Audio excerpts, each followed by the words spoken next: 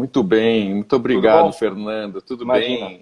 tudo bom. Deixa eu primeiro situar o contexto dessa live. A gente está fazendo a live pelo Instagram da Galeria Almeida e Dale, né? A galeria vai realizar uma exposição sobre a obra do Roberto Burle Marx. Essa exposição poderia já estar acontecendo agora, mas com a pandemia ela foi adiada, né? Não sabemos ainda para quando, mas é uma boa ocasião, né? Uma situação para a gente debater a obra do Burle Marx, criar situações em que a reflexão sobre o legado desse grande artista e paisagista nosso possa aparecer. Então, você é uma figura muito importante nesse caso, né? Não só o Fernando Serapião é arquiteto, crítico de arquitetura, foi o editor da revista Projeto por muito tempo, é o editor-chefe e também o criador da revista Monolito.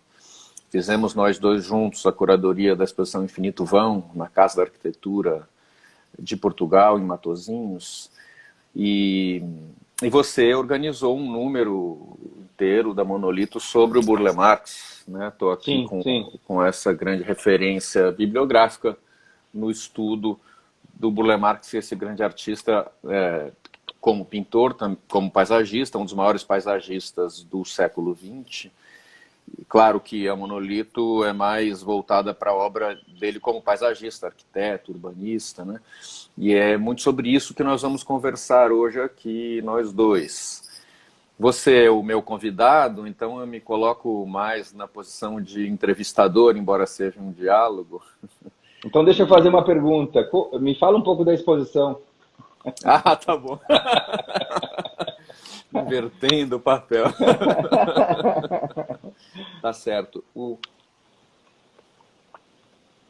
A Almeida Ideia é uma galeria de arte, evidentemente, tem uma atitude muito legal da galeria ao me convidar para pensar a exposição, é a vontade de fazer uma exposição que não seja, como acontece muitas vezes em galeria, voltada a uma questão comercial, né, estritamente. Quer dizer, a exposição ela tem a ambição de se lançar numa discussão de reflexão de verdade. Então, não é necessariamente com obras vendáveis, tá? A gente vai trazer muitas obras que são do Instituto, né, ou que são do sítio, que pertencem agora ao IFAM.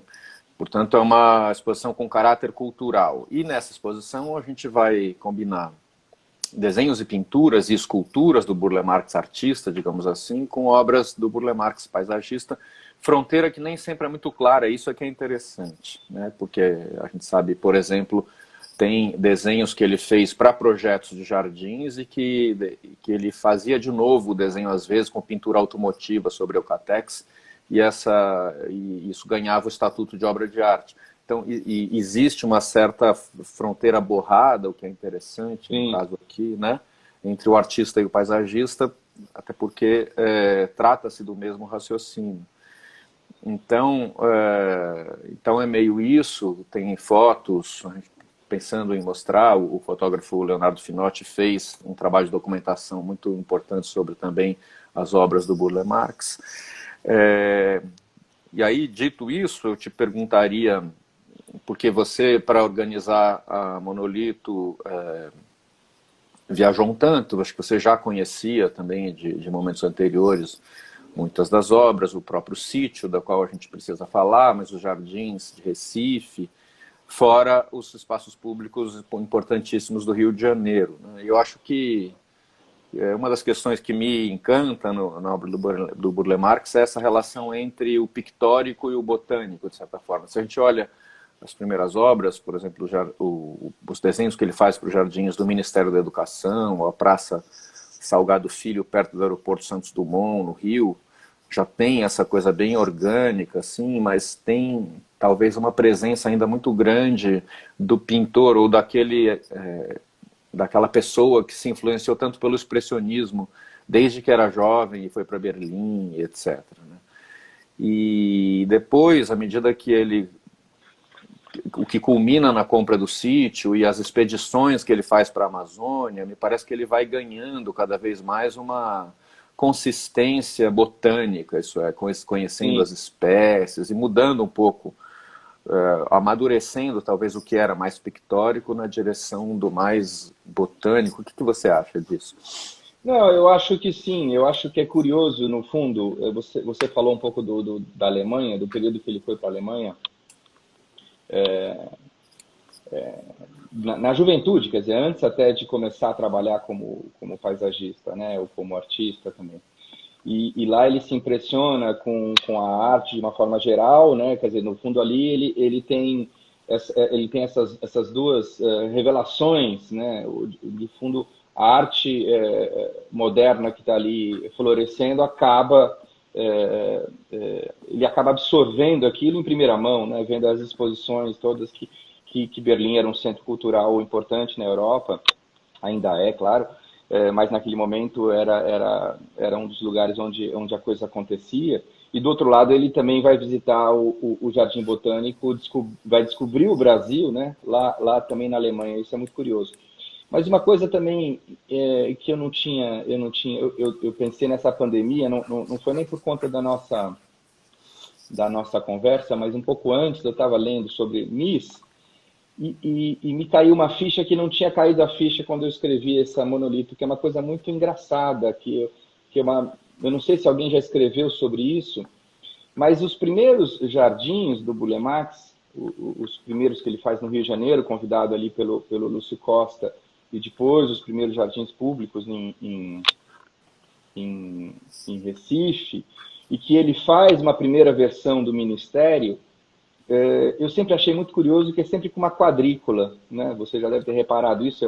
Ele organiza o desenho sem nenhuma curva, só com circunferências, e uma quadrícula de grama, com painéis de concreto e tal. Então, até a primeira versão do Ministério, ele tem um pouco isso na cabeça. E me caiu a ficha que isso provavelmente vem de Mies van der Rohe, não é? Que é uma coisa que é muito curiosa, porque o Mies também, toda a área externa, ele organizava numa quadrícula. Então, assim, eu acho muito provável que ele tenha absorvido isso na Alemanha, né? Ou mesmo um pouco ali naqueles anos 30, isso a gente está falando do começo dos anos 30, né? Absorvido os desenhos do Mies, até separei um aqui, que eu achei que parece muito, não sei, quer dizer, no fundo, todas essas quadrículas, né, que ele organiza uns pátios externos, o Mies. Uhum. Como se fosse um desenho de piso, assim. Um desenho de piso, né? E aí o Burle Marx vai fazer exatamente a mesma coisa, né? Nos desenhos, né? Tanto do Recife, né? Tá vendo? Aqui no Rio de Janeiro, nas Casa casas, Schwartz. tal. Isso, na Casa Schwartz. E é uma coisa curiosa, que eu acho que pouca gente fez essa relação, né? Da Alemanha com o início do paisagismo dele. Então, se ele descobre o Brasil paisagisticamente no sentido das espécies, ele traz da Alemanha um rigor que depois ele, graças a Deus, que abandona, né? Não é? Mas, de fato, ele vai descobrir, quer dizer, ele vai ter um conhecimento botânico, não só com as expedições, né?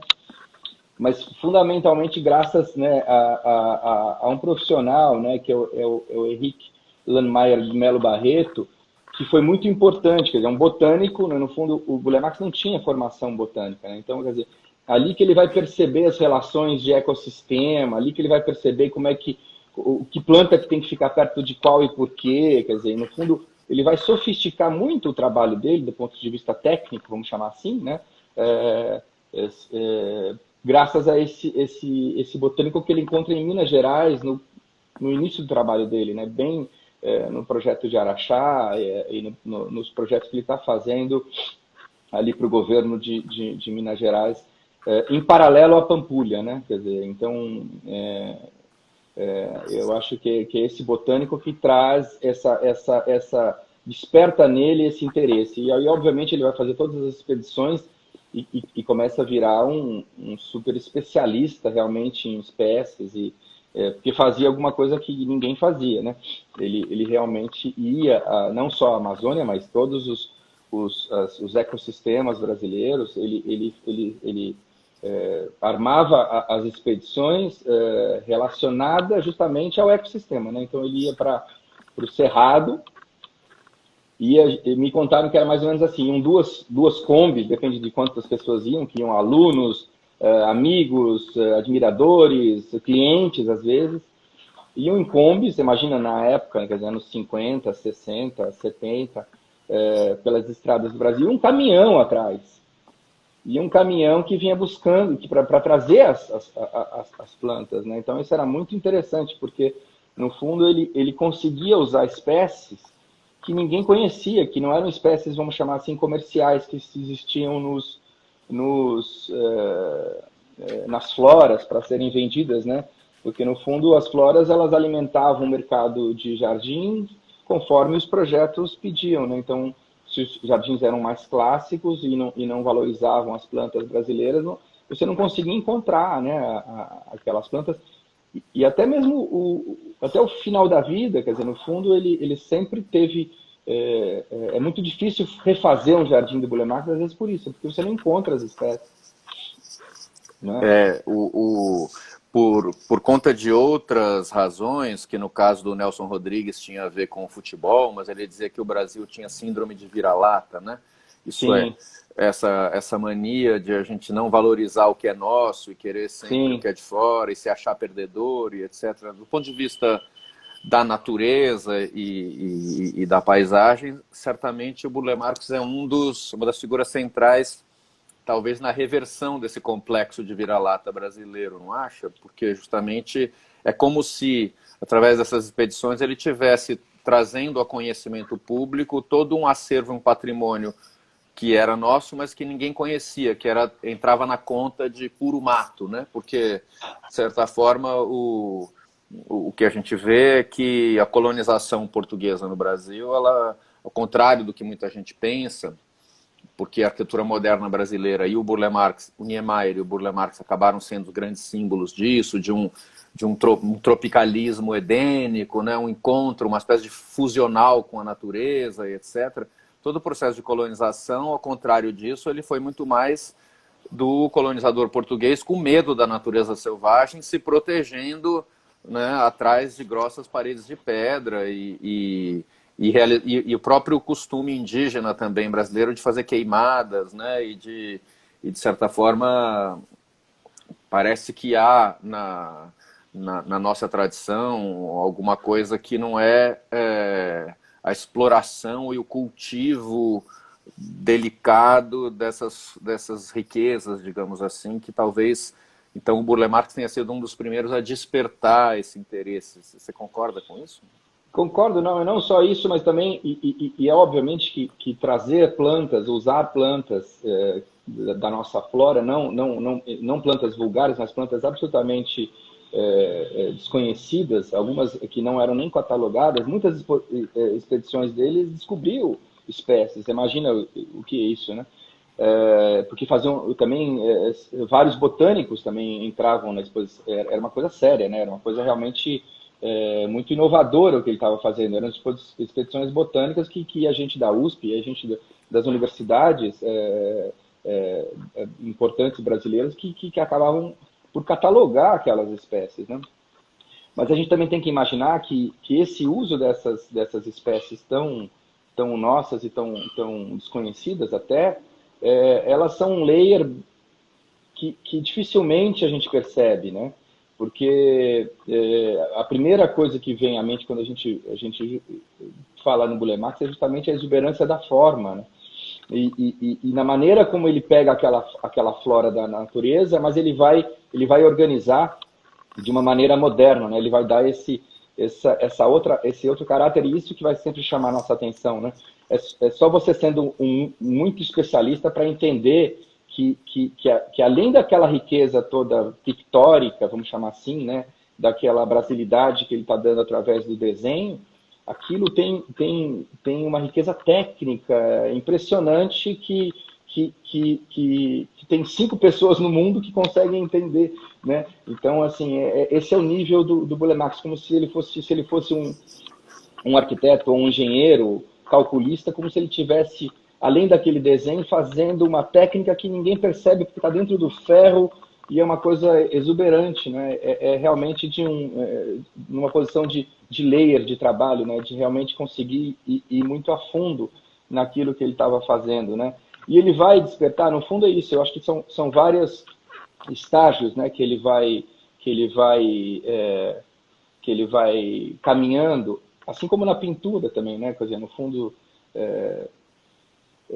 se ele começa, vamos chamar assim, com essa retícula, mas já trazendo as plantas brasileiras mais vulgares, tal, como ele faz em Recife, depois ele vai sofisticar, já na metade dos anos 40, a relação dos ecossistemas, né, com esse botânico que ele descobre.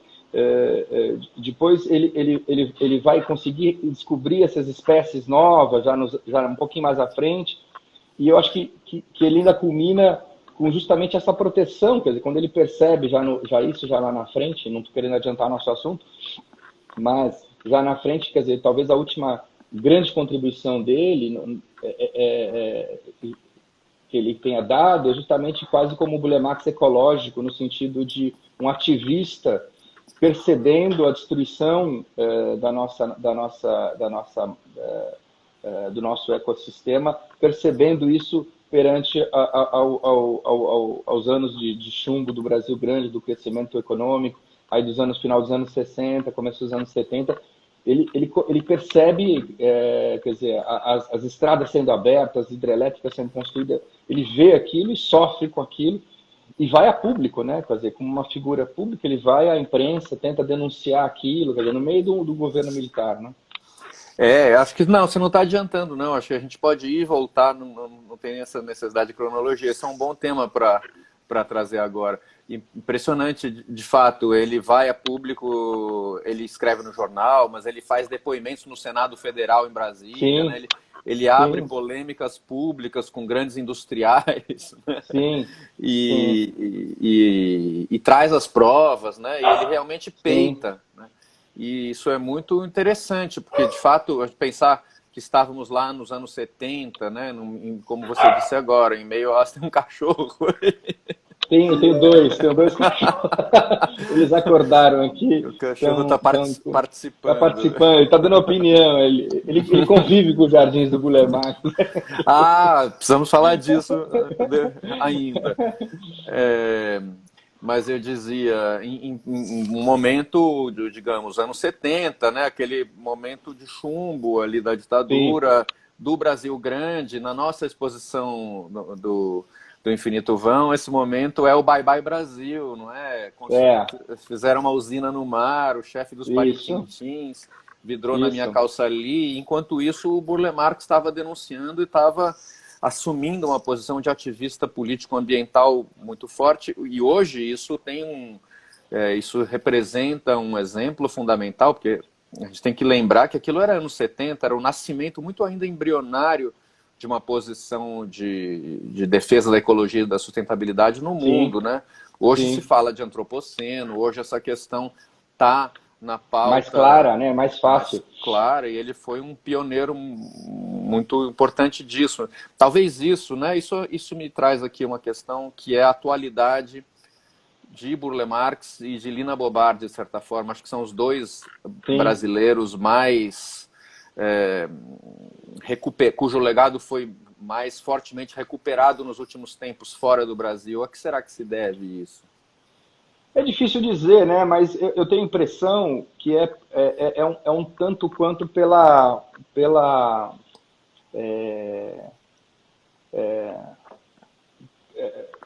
a obra desses dois profissionais, né? Quer dizer, tanto da Lina, né? Quanto do Bulemax, elas quase que são permanentes, né? Quer dizer, elas guardam, eu não sei se, lógico, daqui a 100 anos elas terão essa permanência que elas têm hoje, mas elas têm alguma coisa que nos toca muito ainda, quer dizer, que é muito presente a nossa realidade, né?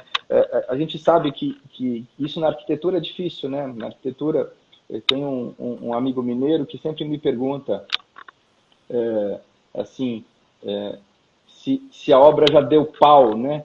a obra deu pau no Niemeyer, quer dizer, o tempo já bateu, quer dizer, no fundo é isso. Eu tenho a impressão que, por exemplo, o Niemeyer, a obra dele é muito mais datada, né?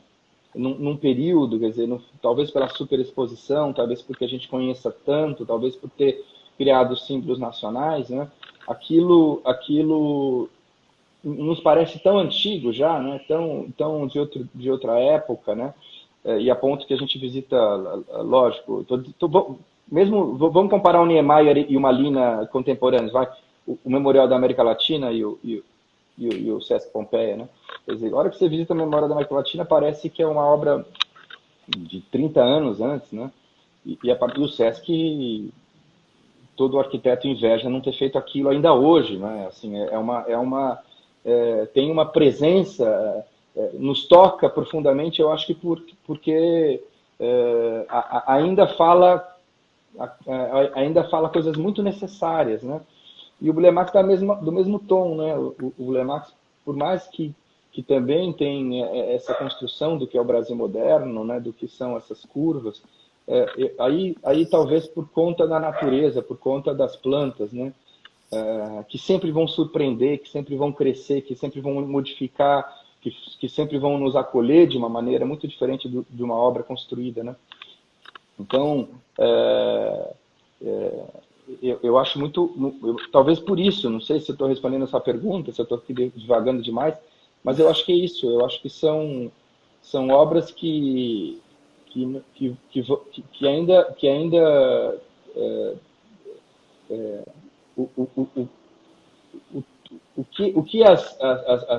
o que nos interessa ainda é muito forte, né? Ainda é muito latente, parece que elas estão vivas, né? De uma forma muito, muito forte, né?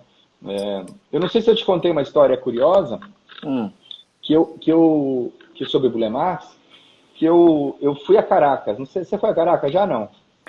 Eu já fui, mas quando eu fui eu não sabia do Parque del Este e não visitei. Pelo amor de Deus, ô Guilherme! Mas enfim, quando eu fui, eu tive um privilégio, na verdade. Eu fui dar uma palestra no interior, no fim do mundo, no interior da Venezuela. Num lugar que chama Mérida, quase já na divisa da Colômbia. Então, assim, você tinha que pegar um avião até Caracas e depois um teco-teco até Mérida, que é uma cidade no meio do nada, no meio das montanhas, é uma coisa incrível. Nossa, uma palestra em Mérida aqui? Uma palestra em Mérida.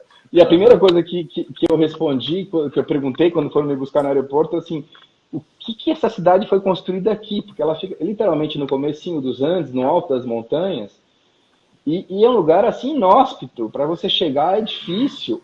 O aeroporto tem o piso inclinado. Dá um medo, ele vai descendo, porque ele vai descendo no meio das montanhas. Você olha para um lado, tem um abismo, você olha para o lado, tem outro abismo, assim, meu Deus, eu perguntei, o que estão fazendo aqui? Mas, no fundo, é uma cidade que foi criada por conta de minério e tal, mas virou uma cidade de universidade, de centro de pesquisa. Então, por isso que eu estava falando, era uma palestra num simpósio de arquitetura. Mas, enfim, por sorte, eu falei, não conheço Venezuela, eu vou ficar alguns dias em Caracas para conhecer as obras do Burle Marx, para conhecer as outras coisas importantes da arquitetura da Venezuela.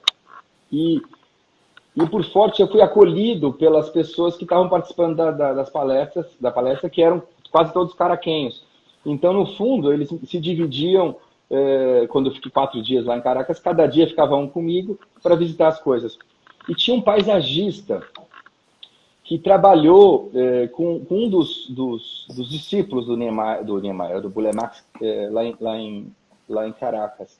Então, ele me levou para visitar, sei lá, dezenas de obras.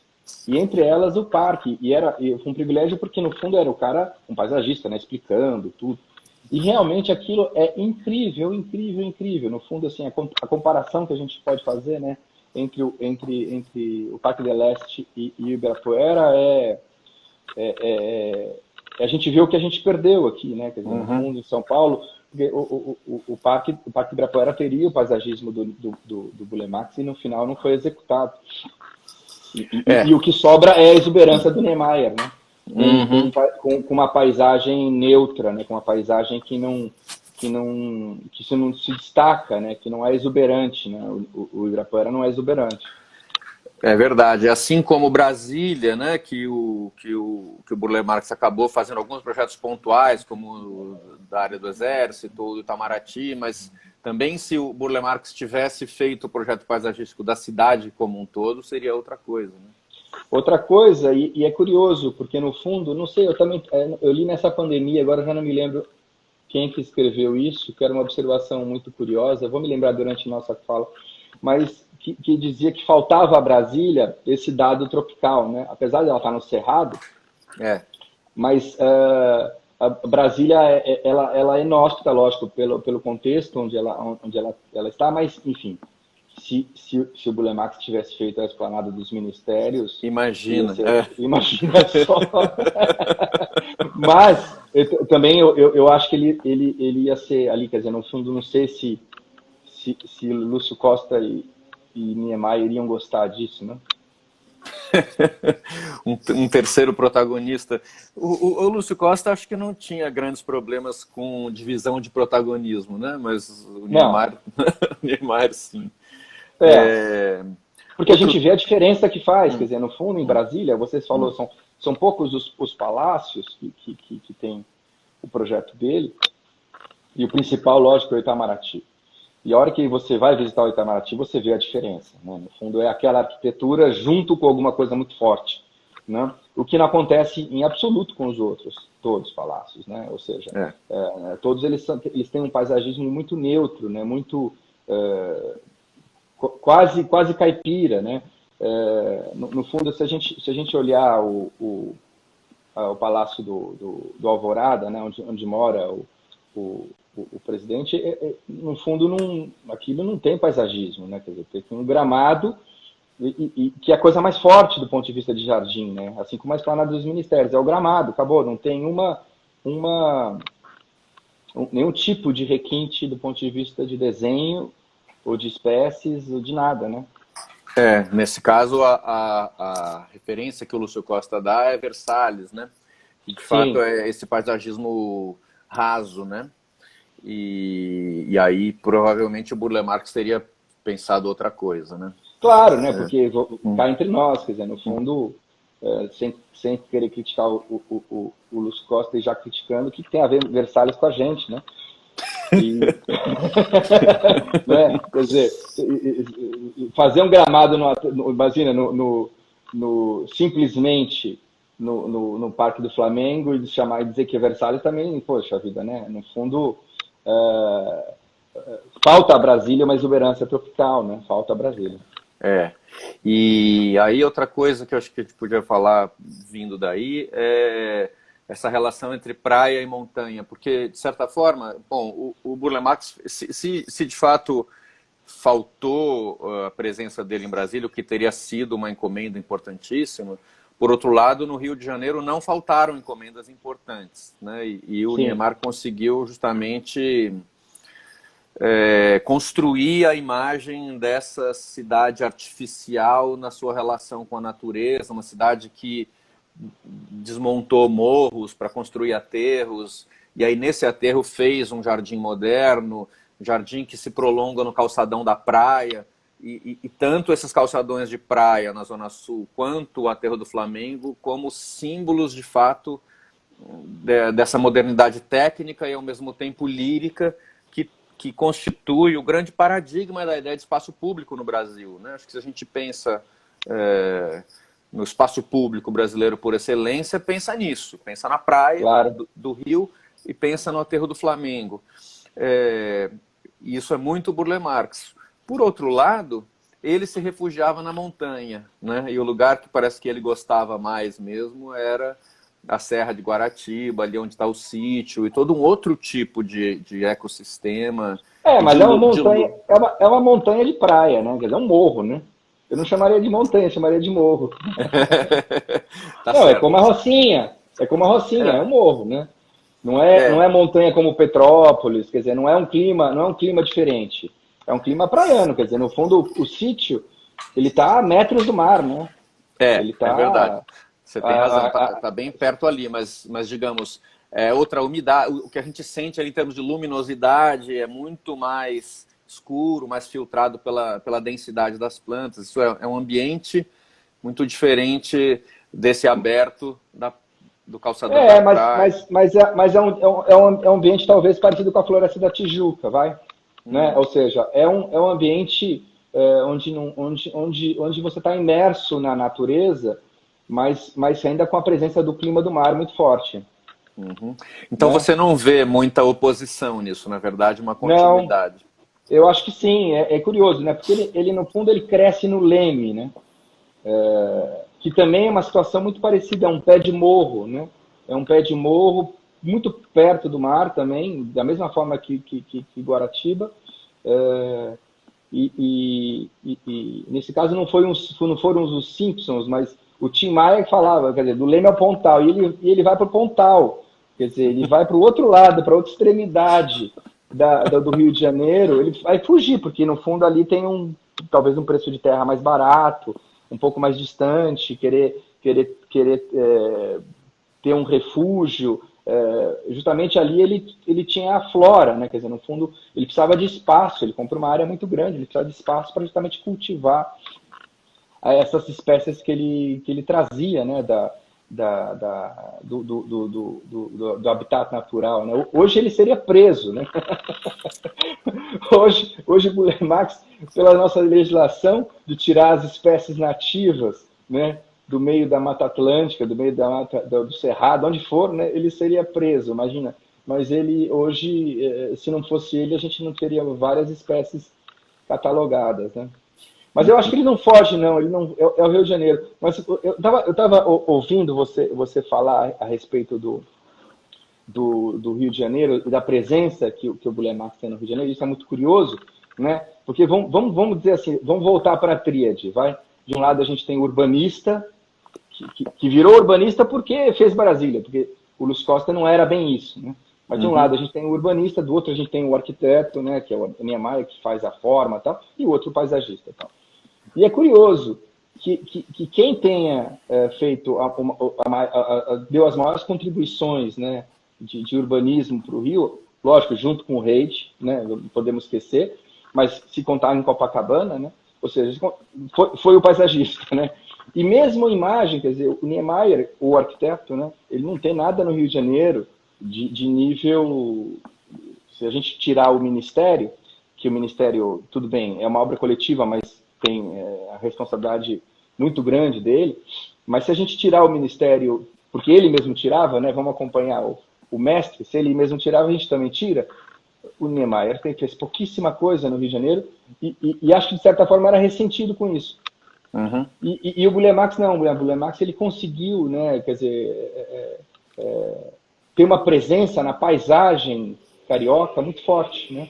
E como você disse, quer dizer, a gente não tem um espaço público mais significativo, né? Se a gente pensar no espaço público brasileiro, né, é o calçadão, não tem outra coisa. Se a gente pensar no parque urbano mais importante do Brasil, é o Parque do Flamengo, não tem conversa, né? Quer dizer, o Ibirapuera tem uma importância, mas eu qualifico o Parque do Flamengo em outra esfera, né? Porque ele organiza, primeiro, porque ele organiza a cidade, né? Uhum. Segundo, né? Porque pela extensão que ele tem, né? Ele tem uma série de características fora o desenho propriamente dito, né? Tanto urbanístico quanto paisagístico, né? E articula o centro da cidade com o mar e o aeroporto, isso, né? E faz uma infraestrutura urbana muito importante, e a ligação da Zona Sul com depois no fundo, o parque nada mais é do que uma resposta, né, que o mundo inteiro dá, a presença do carro na cidade, né, do Moses em Nova York, né, quer dizer, aquilo é o nosso, é o melhor modelo que o mundo criou, nesse sentido, né? Para esse problema, digamos. Para esse problema do crescimento das cidades existentes, né, frente Mas ao é automóvel. Né?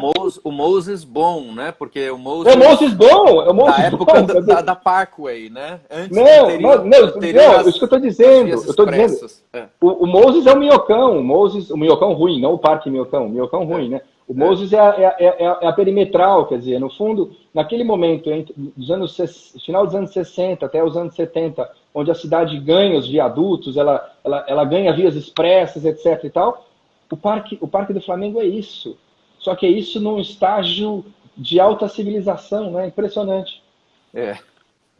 Olha, veio aqui um comentário há alguns minutos atrás, interessante, perguntando assim: bom, mas levar a vegetação da Mata Atlântica para Brasília não seria tão forçado quanto levar Versalhes?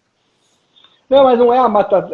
No fundo, assim, o que o Bulemax fazia não era levar uma coisa de um lugar para o outro, né? Se a gente for olhar, por exemplo, as praças que ele fez, tem uma praça muito interessante que ele fez. Porque vale contar uma história curta. No fundo, há uma relação muito ruim entre Juscelino Kubitschek e Bulemax. E é por isso, fundamentalmente, que Que ele ele não não faz está em Brasília. Brasília. Isso, tá? O Niemeyer vai comprar essa história, vai comprar essa briga passo a passo, ele vai comprando a briga ao longo dos anos, tá? Mas essa história vem de Pampulha, né? Ou seja, há uma relação mal passada entre Juscelino e Bulemax. E por quê? Pagamento, dinheiro. O Bulemax fez o jardim da casa de JK na Pampulha, e como o Niemeyer não cobrou o projeto, Juscelino achou que o Bulemax também não deveria cobrar o projeto. Puxa Entendeu? vida. E aí já havia havido já havia existido outro problema anterior com ele, com o governo de Minas Gerais. Ele não foi pago pelo projeto do hotel de Ouro Preto, com o Niemeyer também. Então, quer dizer, havia um problema. Então, por isso, ele foi absolutamente excluído de Brasília pelo presidente da República, você imagina, né? Então, em todos os aspectos, em todos os lugares onde ele atuou, era por interferência de outra pessoa, né, que poderia colocá-lo diretamente. E uma das praças que ele faz é uma praça na frente do quartel do Exército, essa que esses malucos vão lá todo domingo. Mas, enfim, na frente, isso para a gente nos atinge muito, né? Porque eles estão ali em frente a símbolos tão fortes e tão dramáticos do ponto de vista cultural e artístico, e estão com ideias completamente estúpidas, né? Mas, enfim, ali ele vai recriando o habitat do Cerrado. Ou seja, o que a gente está dizendo não o tropical não é só a Mata Atlântica, o tropical é o Cerrado também, quer dizer, no fundo, trazer, fazer o jardim, né, moderno, como ele fazia, né, seja em que lugar fosse, né, mas sempre, obviamente, olhando aquela temperatura, olhando onde aquela latitude, onde é que ele estava, e obviamente que ele não ia fazer a Mata Atlântica em Brasília. Não era isso, não era isso. Ele ia fazer o Cerrado como ele fez no Itamaraty, como ele fez na praça em frente ao Exército, de forma brilhante. Isso, muito bem colocado. Você, no seu texto de abertura da Monolito sobre ele, você começa com uma frase muito engraçada, que é uma citação dele próprio, dizendo que ele era muito mais burlesco do que marxista. Isso.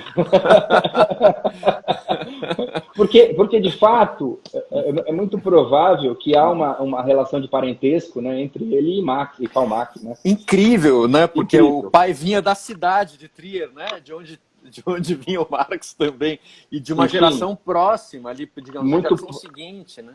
Não, eles são praticamente contemporâneos, né? O Karl Marx é um pouco mais velho, lógico, é uma geração seguinte, como você falou, mas enfim, estão na mesma cidade da Alemanha, que é uma cidade pequena, não é uma cidade grande, né? Ali na divisa com Luxemburgo, enfim, nunca nenhum pesquisador sério foi lá abrir registros, né? Mas é muito provável um grau de parentesco, né? Então, Então sempre perguntavam isso, né, a ele. E obviamente, nessa comparação, de novo, aí na tríade, ele era muito menos marxista do que o Niemeyer, claro. Ele não era tão... Ele não era um cara propriamente de esquerda, né, assim, radical, né? Ele não era um cara de direita, obviamente, mas não levantava bandeiras políticas, né, de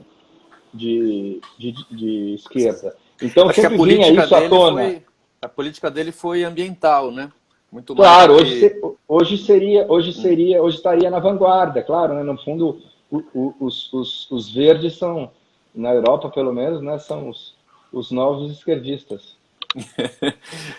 Mas enfim, mas esse burlesco é muito bom, né? É bom, não, ele além de tudo, quer dizer, no fundo, também voltando à tríade, vai, porque ela que país que teve 3 monstros assim, né? Que país que teve isso? E voltando a eles, dos 3, provavelmente não, com certeza absoluta, o Burle Marx é o mais carismático, né? É o mais... Pessoalmente, você diz. Pessoalmente, a figura, mais engraçado, é o mais... É a figura que não... Tem uma passagem que eu conto na Monolito, que é muito curiosa, é isso, que ele era um sol, né? Quer dizer, no fundo, ele era o centro das atenções. É muito boa para isso, né? Isso. Ele era o centro das atenções de todo lugar que ele estava, né? Porque falava, porque cantava ópera, porque tinha as melhores histórias e falava alto e se vestia com aquelas roupas largas, tal. Então era um cara... imagina, o Lúcio Costa tímido, quieto, conciso, Niemeyer também tímido, né? Porque então, assim como o Burle Marx, o Lúcio Costa também falava várias línguas, tinha uma cultura europeia. Sim, era cosmopolita. Os dois eram cosmopolitas. O Niemeyer não. Isso, Niemeyer, mas não. Tinha uma diferença de temperamento importante, como você está falando. Muito grande, né? A ponto de ele tem uma passagem que eu conto é essa, que ele pede para uma sobrinha não trazer mais as sobrinhas netas, que são as crianças de 8, 9 anos, porque elas roubavam a atenção do almoço. Ele era a figura, entendeu? Ele era, e no fundo ele herda isso da família, né, de ser o centro das atenções, tal. Então, no fundo, essa personalidade dele também causou um pouco de rusga com o Niemeyer, né? Por ser uma pessoa mais cativante, mais sedutora, né? Interessante. Veio um comentário engraçado agora aqui há pouco, dizendo que talvez, então, né, por esse aspecto de personalidade, ele tivesse mais Groucho Marx do que Karl Marx. Com certeza. Com certeza, não tenha dúvida. E olha, tá vindo agora uma pergunta que é a seguinte: como a gente consegue a monolito do Burle Marx? Olha só, a monolito, tá aqui, ó. A monolito do Burle Marx. Ainda tem? Está esgotada, não, Fernando? Não. Ela ainda tem, a gente tem estoque dela. E eu coloquei esse fim de semana, olha aí, para vocês que estão assistindo, a gente deu um desconto quarentena para vocês, então ninguém sabe, só vocês que estão assistindo. Esse fim de semana a gente tem 20% de desconto. Eu tenho a impressão que é R$80 com o frete já, para qualquer lugar do Brasil. Então é só entrar no site da Monolito para ter esse desconto. Você pode comprar em livrarias em outros lugares. Mas se quiser esse desconto, entra no site da Monolito, vai estar lá outras edições, encontra Burle Marx e clica e já vai estar com desconto. Maravilha, ótimo. Então, que bom. Isso aqui fica para todo mundo que está assistindo, consegue comprar, se quiser, né?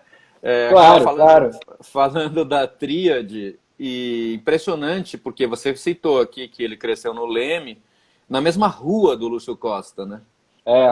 Imagina que sorte. Porque no fundo é isso, não só na mesma rua, mas o Lúcio Costa, que tem ele é um cara importante na história da cultura brasileira, por isso também, né? Por conseguir entender a grandeza ou a capacidade, né, que o outro possa ter, né, e incentivar e jogar à frente, né? E ele faz isso, imagina, ele vê o jardim do Burle Marx, que o Burle Marx cultivava ali, jovem, com 18 anos, cultivava as espécies no jardim, e ele faz um arranjo diferente e o Lúcio Costa convida ele para fazer um projeto junto com o Warchavsky, né, lá em Copacabana, que é a Casa Schwartz que você citou. Então você imagina esse acaso, né? Isso eu fiquei pensando, e se eles morassem, se a família do Burle Marx morasse em Botafogo, né? Não... São essas coisas, mas é claro, imagina, eles morando no Leme, isso aí é nos anos 20, né?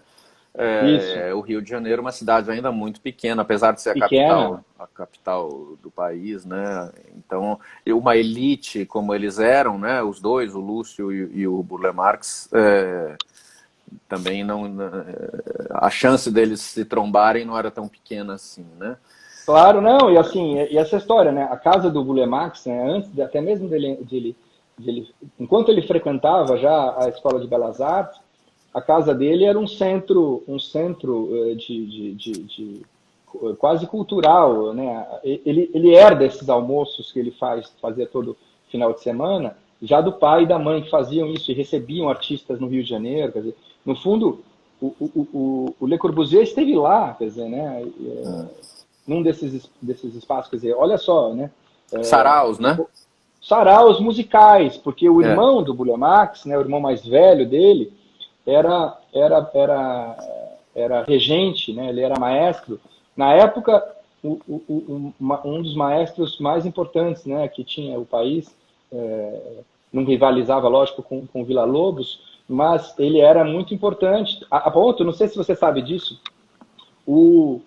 quem fez toda a música, a parte musical do Pavilhão de 39, do Niemeyer e do Lúcio Costa em Nova York, a parte musical foi o irmão do Burle Marx. Sério?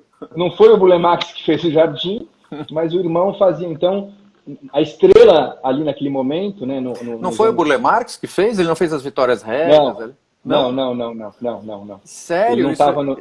Isso é pista falsa? Porque isso está publicado. Falsa. Ele não tem participação lá, não. Ah, muito bem. Pois é. Ele estava em Recife, né, nesse momento, não é isso? 39, Você citou o pai dele, né, Marx, vindo da Alemanha e tal, mas acho que vale a pena falar da mãe agora, em complementariedade, né, para claro, esse contexto. Não, e a mãe, no fundo é isso, a gente tem que imaginar que o Burle Marx é filho de um alemão, né? Com uma pernambucana. E ele tem muito pouca coisa de alemão, quer dizer, no fundo, a parte da figura que ele é, né, se deve, obviamente, à mãe, que é Burle, de origem francesa, né, mas pernambucana. Então, ele não nasce em Pernambuco, mas ele tem raízes em Pernambuco, né? Então, quando ele passa esse período em Pernambuco ali, que é um período riquíssimo, né, da história da arquitetura, aí de novo, né, a história da arquitetura junto com a engenharia e o paisagismo brasileiro ali, nascendo, né, com Joaquim Guedes, Joaquim Cardoso. Joaquim Cardoso, Luiz Nunes, né, e Burle Marx. Então, ele naquele momento ele é chamado até pelos jornais lá da época de Pernambuco de uma pessoa da terra, quer dizer, de alguém nativo, né, de um pernambucano, né. Então, assim, e pior que ele não é pernambucano e também não é carioca, ele é paulista. Nasceu em São Paulo. Ele não só nasceu em São Paulo, mas nasceu na Avenida Paulista, que é incrível, né? Incrível. Incrível. Hoje é um parque que tem um desenho paisagístico que não está à altura de Burle Marx, né? Mas que merecia. De fato. E ele então falava várias línguas, tocava piano, né? Lá no sítio, até hoje está lá o piano, né? E ele tinha uma babá europeia, não é? Isso, uma babá europeia que ele está enterrado ao lado dela, quer dizer, no fundo, eles tiveram uma relação, é quase uma segunda mãe nessa estrutura brasileira, né, de agregados, assim, ela passou, quer dizer, deixou de ser babá, né, e ela que que ensinou ele a plantar, né? Ela que cultivava o jardim. Incrível, né? Porque essa nossa relação da Casa Grande Senzala aí é meio às avessas, porque a babá é europeia, né? Não, é europeia e tem essa característica de ter introduzido também a questão do jardim, né? Se a mãe gostava, a mãe dele gostava de plantas, e ela que introduz as plantas ao Roberto. A mãe fazia arranjos, ela vendia arranjos até para as festas cariocas de famílias com dinheiro e tal. Mas quem sabia plantar, quem mexia na terra, era alemã, era essa babá, que depois passou a vida inteira com ele, né, morando com ele e tal. Foi uma pessoa que morreu aos 102 anos na casa dele, né? Bom, já estamos chegando ao fim, a gente tem mais aqui uns 7 minutos de live, até porque a live do Instagram ela se autodestrói automaticamente. Ela se destrói. Mas assim, posso contar uma historinha rapidinho antes de terminar? Por favor. Aqui é uma homenagem ao Marcos de Vasconcelos, que era um cronista, arquiteto cronista, e ele conta essas histórias muito saborosas e que a gente pode dar um pouco o tom de quem era Burle Marx. Tá? Uhum. E ele diz assim, eu vou ter que ler porque o sabor do texto só lendo mesmo, né? Olha lá. 2 senhoras, daquelas de olhar sempre maravilhado, aproximaram-se do paisagista Roberto Burle Marx, meio aos introitos de um banquete. Por um intrometimento, certas pessoas, arrogando-se intimidade, tratam personalidades pelo nome menos conhecido, né? Ignorando a parte mais forte. Assim, Antônio Galotti é Tony, Oscar Niemeyer é Oscar, Embaixador Nascimento Silva é Gonzaga, Antônio Carlos de Almeida Braga é Braguinha e Ziraldo é Negazira, por aí vai. Uma das referidas madames, com gestos langorosos, voz anasalada, com afetação melosa, esticando as vogais, disse a Burle Marx: Roberto, você sabe que minhas plantas adoram ópera, mas preferem a flauta mágica, não se dão bem com as italianas. Crescem que é uma coisa. Pois as minhas preferem Brahms, disse a outra com o mesmo feitio. Principalmente o ciclo Magenore. E as suas, Roberto? E Burle Marx? As minhas preferem bosta. Esse era o Burle Marx. Excelente. Muito bom. Diz que passa o serviço mais completo. Que livro é esse? Esse livro, o Marcos Vasconcelos, é um autor, é um cronista, já morreu. Ele era um discípulo de Sérgio Bernardes, um cara incrível e que escrevia muito bem. Então ele escreve 30 histórias sobre o Brasil. 300, tem vários 300 300. histórias. Tem vários livrinhos deles que a gente consegue na estante virtual, que são impagáveis, histórias de personalidades, não só do mundo arquitetônico, mas do Rio de Janeiro em geral. Então ele vai contando essas historinhas e são engraçadas. Muito bom. Sensacional. Então, aqui alguém perguntou também se vai haver um livro ou catálogo da exposição pela Galeria Almeida Ideia. A resposta é que sim. Quando a exposição acontecer, ela será acompanhada de uma publicação que eu vou organizar. E você me envie, por favor. Você já ganhou um exemplar antecipadamente. Olha a lista de livros do Burle Marx. Ô, louco!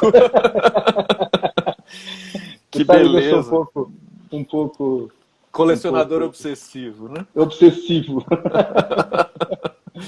Maravilha. Não, peraí, a gente não pode encerrar essa conversa sem você contar do seu próprio prédio, que tem o Jardim do Burle Marx. É verdade. Eu moro num apartamento em São Paulo, não tem um prédio, um Jardim do Burle Marx, que a gente vai restaurar, que ele não tá bem feito.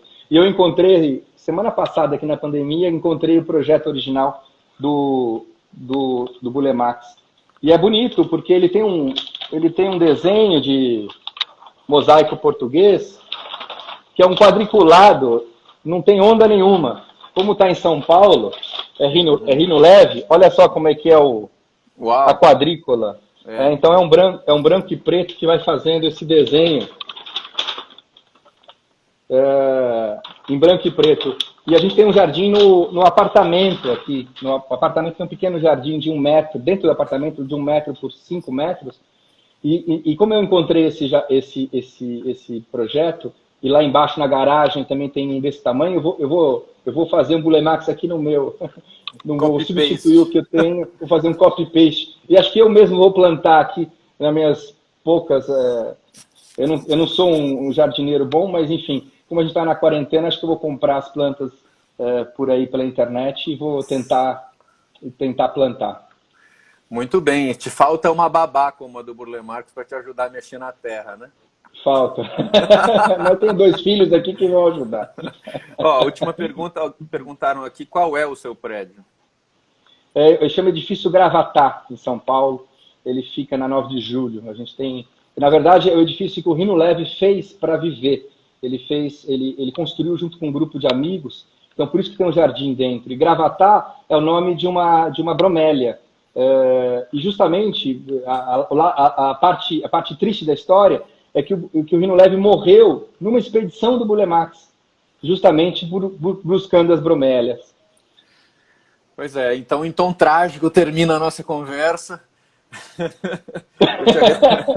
Fica para as cenas dos próximos capítulos, né, a ser desenvolvido essa ideia. Sim. Valeu, Fernando, muito obrigado, um prazer conversar com você sempre. E agora sem os nossos vinhos brancos portugueses, né, que tivemos a sorte de tomar vários no processo de preparação do Infinito Vão, mas fica aqui também o aviso de que assim que acabar a pandemia, não só teremos Burle Marx Paraísos Artificiais na Galeria Almeida Ideia, mas teremos também Infinito Vão no Sesc 24 de maio, então fiquem todos atentos. Né? Onde Bulemax está presente também. Exatamente. Então um abraço, obrigado Fernando, obrigado a todos, obrigado à Galeria Almeida Ideia e até mais. Até mais. Tchau. Tchau.